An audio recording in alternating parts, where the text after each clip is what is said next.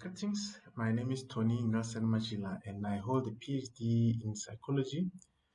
My undergraduate are also in psychology, specializing in psychological counseling. I have in the past worked as student counseling, where I was responsible for coordinating interventions like stress management, exam preparation, and provision of basic counseling to students.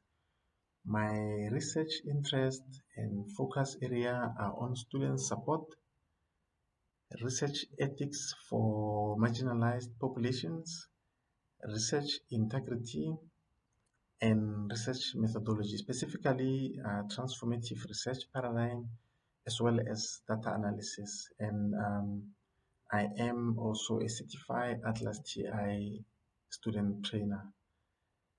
I am passionate about student support and empowering postgraduate students.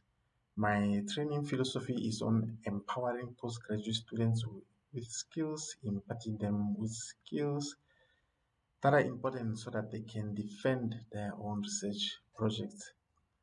In my workshops and tutor sessions, I like to infuse theory and apply it in different contexts so that students can understand the basics to advanced concepts of research.